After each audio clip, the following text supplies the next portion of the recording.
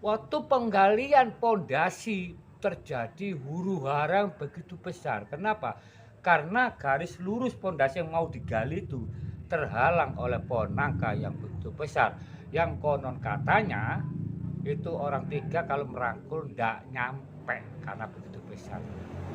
Bukan itu lagi ketika ditebang dapat separuh kembali utuh lagi, ditebang dapat separuh kembali utuh lagi. Lalu keriuhan itu terdengar oleh Romo Kyai Sepuh, dipanggillah para pekerja tersebut, ayo kita makan-makan, kita makan. Akhirnya kedurian, terus didoakan oleh Kyai Sepuh, lalu makan bersama-sama. Lalu disuruh lanjutkan pekerjaan. Apa yang terjadi? Ya, Assalamualaikum warahmatullahi wabarakatuh.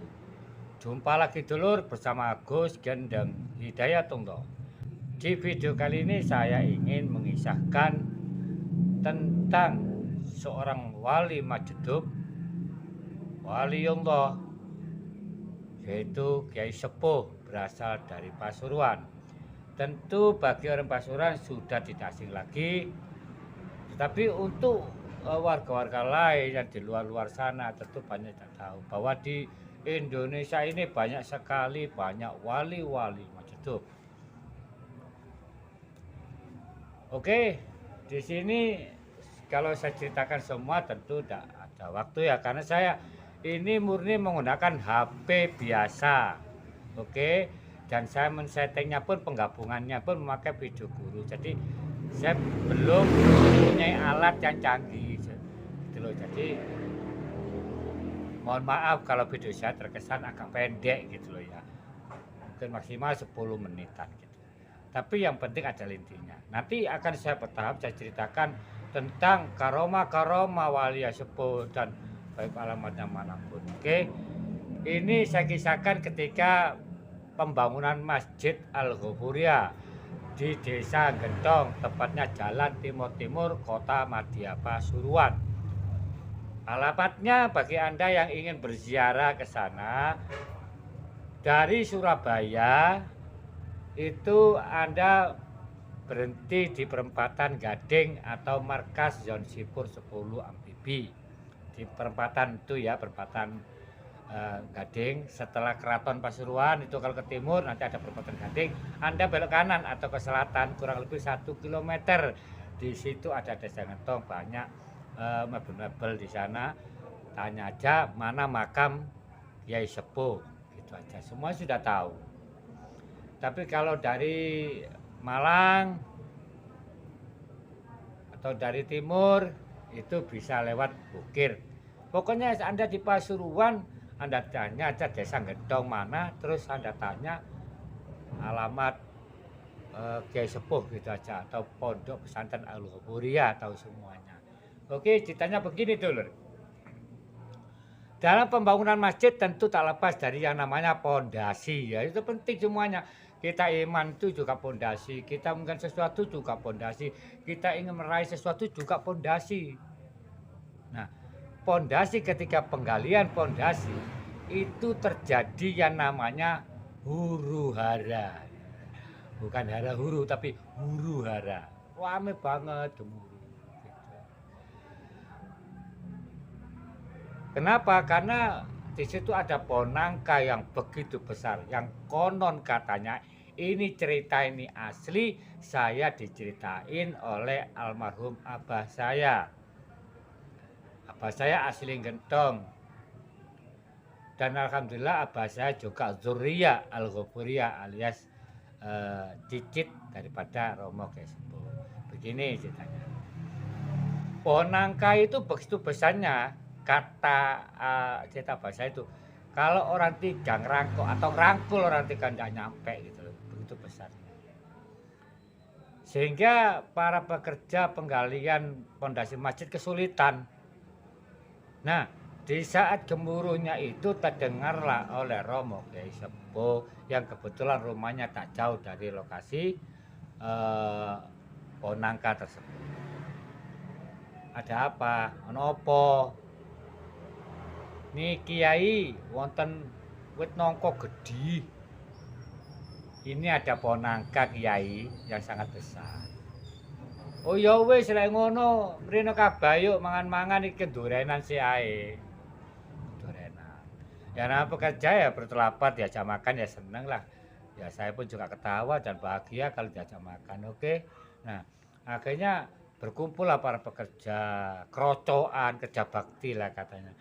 Habis didoain sama Kyai Sepuh, terus makan bareng-bareng. Ya wis budal loh. Ya udahlah, kerja lagi lah. Apa yang terjadi? Gemuruh begitu besar lagi. Ternyata pohon nangka yang semula menghalangi di tengah-tengah pondasi itu. Ya, jadi kalau tarik benang itu di tengah-tengah pohonnya itu. Dan anehnya itu bukan karena menghalangi, enggak. Karena pohon nangka waktu itu ditebang sama orang-orang itu, habis separuh kembali lagi utuh. Ditebang, dapat separuh kembali lagi utuh. Begitu terus, akhirnya ikut gemuruh. Makanya dapat terdengar oleh Romo Kyai Sepuh. Jadi dengan catatan, bukan karena ponakannya besar menghalangi jalannya lurusnya pondasi, bukan. Tapi karena ditebang nggak bisa gitu loh. Ditebang utuh, ditebang utuh, ditebang utuh. Nah, setelah diajak makan kenduri, bacaan, selamatan itu kembali bekerja. Rencananya mau melanjutkan penebangan pohon. Tapi apa yang terjadi? Begitu riuh dan gemuruh. Ternyata pohon nangka sudah bergeser kurang lebih 3 atau wakilah 2 atau 3 meter dari pondasi. Itu salah satu karomah dari Romo Kyai Sepuh. Padahal tidak ada apa-apain. Waktu ditebang. Jangankan merobohkan, ditebang aja kembali utuh. Tebang kembali utuh. Tapi diajak makan, habis makan-makan, bergeser sendiri. Enak kan? Makanya kalau kita dekat dengan orang alim, orang yang dekat sama Allah, sama kekasih Allah, kita akan menjadi enak hidup kita. Jangankan masih hidup. Lihat, di tengah oro-oro, tengah padang ilalang, yang jauh dari pemukiman pun, kalau ada makamnya aulia, jadi ramai itu, bisa menghidupi orang, banyak orang jualan, ya kan? Apalagi masih hidup. Makanya kita jangan jauh-jauh dari orang alim. Terutama kalau sekarang, jangan jauh-jauh dari habaib. Karena habaib itulah yang akan menuntut syafaat Rasulullah. Lanjut lagi.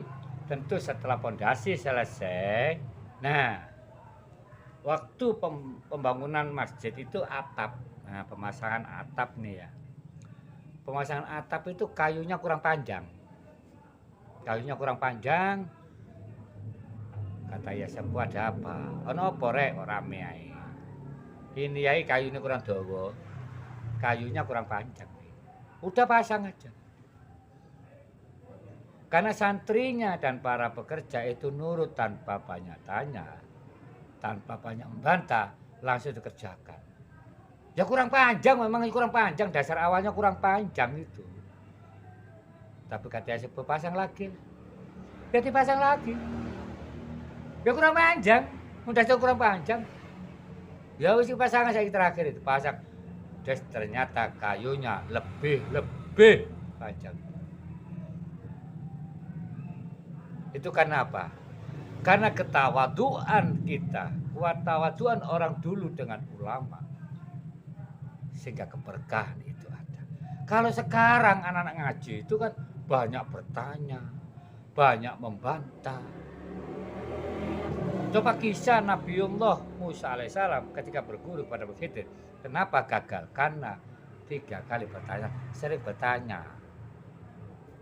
Gitu loh. Makanya kalau kita itu dengarkan guru ketika berfatwa.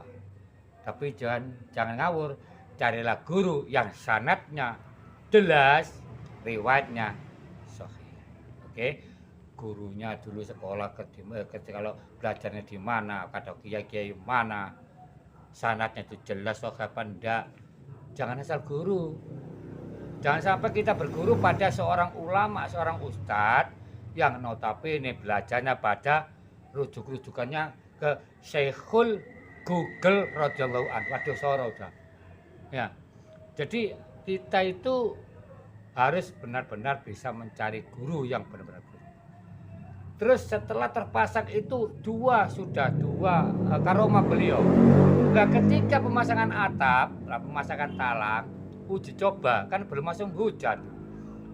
Akhirnya ya sebut tanya, ya Pak Cung, bocor tak? Gimana? Bocor ndak? Ya mboten semerap ya wong dari Jawa. Ya ndak tahu yai kan belum hujan. Ya wis ayo ndonga saiki muga-muga udan mung nok ndukure masjid ge nyoba talang. Allahumma udan. Jadi kata sebut ya udah kalau gitu kita doa bersama-sama ya. Kau baca amin, aku yang berdoa. Moga-moga Allah memberikan hujan khusus di atas masjid untuk mencoba talang. Allahumma udan, Allahumma hujan. Amin. Langsung seketika itu mendung lebat di atas masjid. Dan hujan persis lokasi masjid aja. Lalu ya sebut tanya, ya Pejung, bocor tak? Gimana? Bocor? Enggak Yai, alhamdulillah. Oh ya wis alhamdulillah. Allahumma terang. Ketika itu sudah tidak ada hujan. Tidak sudah karomah. Kalau Allah sudah menunjukkan kekuasaan lewat wali-walinya. Minta hujan, hujan. Minta terang, terang. 4 sudah. Banyak lagi sebetulnya. Terus namanya orang-orang ya, kalau satu orang mungkin biasa. Tapi kalau udah 2 orang, 3 orang, 10 orang, 50 orang. Ada yang aneh nyeletuk. Yai, enaknya ini makan. Yai, eco nedo Yai. Oh ya wis, ayo ndonga maca amin aku sing ndonga ya. Nggih Yai. Allahumma tumpeng teko. Amin tanpa dikomando. Kurang lebih 5 menit wakilah ada 5 menitan ya itu. Ada dokar dulu, tidak ada mobil. Pajero tidak ada dulu, adanya dokar. Ketak-ketok, ketak-ketok. Membawa apa? Tumpeng. Yai, ini sedekah dari lurah keraton. Alhamdulillah. Ya makanlah. Sudah berapa? Ini bukti bahwa kalau kita dekat dengan orang-orang kekasih Allah, insya Allah hidup kita berkah, tidak bakal kita susah. Semoga Anda mendengar video ini, Anda akan berkah rahmat dari Allah karena karomah wali-wali Allah. Jadi jangan di skip, oke? Jangan sampai di skip. Semoga Anda akan menjadi berkah hidup Anda. Dengan Anda menonton ini, Anda sama dengan belajar. Saya juga belajar, oke dulur. Jadi itu adalah ketika pembangunan masjid Al-Ghafuriyah. Begitu banyak kali. Nanti di video-video berikutnya akan saya kisahkan karomah-karomah ya sepuh yang lain, atau mungkin juga silsilah ya sepuh yang lain, atau juga nanti biodata saya di video berikutnya. Oke, jangan lupa tekan tombol subscribe, like, dan komen. Jangan lupa share. Dengan ada share sama aja Anda berbagi pada yang lain. Oke, sampai di sini dulu bersama saya Gus Gendeng Hidayatullah di channel Kisah Muslim 87. Wabillahi taufiq wal hidayah. Assalamualaikum warahmatullahi wabarakatuh.